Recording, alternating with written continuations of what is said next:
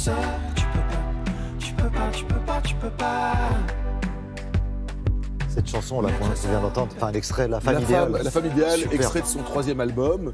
Et c'est plutôt rassurant, Thierry, de voir un Ben Mazué faire carrière d'album en album, je le disais à l'instant. Et 3e album, il échappe à tout. C'est-à-dire qu'on est quand même dans une période où on essaye de formater absolument les gens. On se dit que si on ne passe pas par la télé-réalité, si on ne passe pas par certaines recettes, on ne peut pas exister.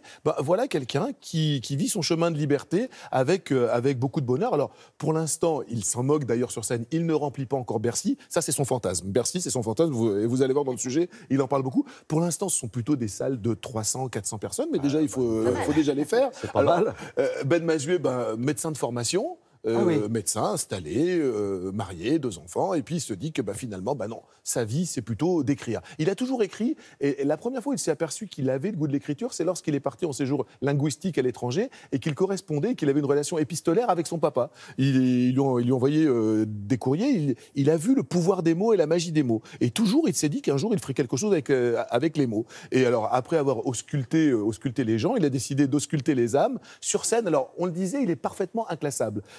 Son spectacle, La Princesse et le Dictateur, c'est un stand-up musical. Une espèce de comédie musicale à un personnage. C'est un film et il sort de l'écran pour se regarder chanter. Alors, c'est extrêmement drôle parce que le 2e degré, c'est vraiment une religion chez lui. C'est drôle, c'est inclassable, ça ne ressemble à rien de ce qui existe déjà. Mais en tout cas, on a passé à La Rochelle un excellent moment. Ben Mazué, on vous laisse le découvrir tout de suite.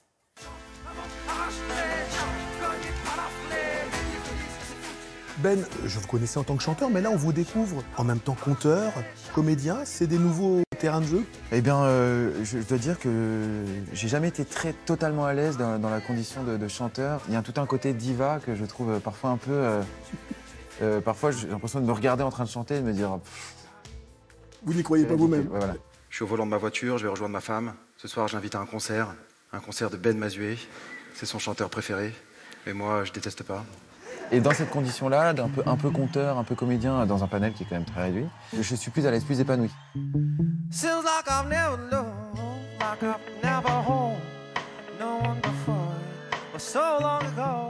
Le second degré, l'autodérision, c'est un art de vivre pour vous? Ah ouais, complètement. Alors là, vraiment, d'abord, c'est un peu la définition de l'humour pour moi. Oui, c'est une manière de prendre les tristesses avec beaucoup de drôlerie, en fait. Quand tout est retenu, on ne peut rien faire d'efficace. Au mois d'août, je marche dans la rue et l'été s'excuse dans l'impasse. L'été s'excuse, ouais, d'être si fort ce matin.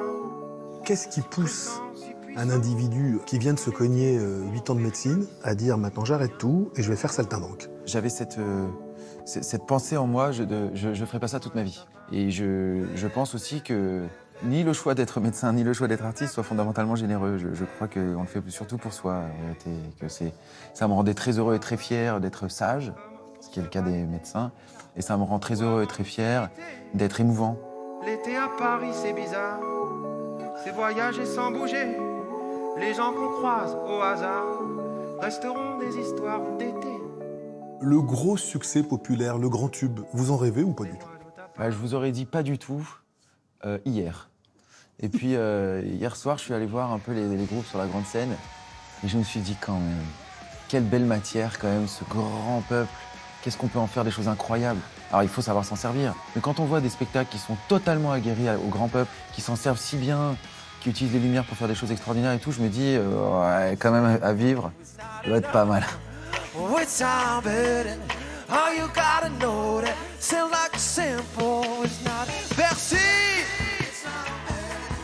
Et Bercy? Merci à vous. Non, et Bercy. Et Bercy, pardon. Et Bercy, ouais. Mais alors plein de fois. Bercy, bonsoir. Allez, on lui souhaite de remplir Bercy Bercy comme Chaka Ponk là, qui remplissait les salles de La Rochelle.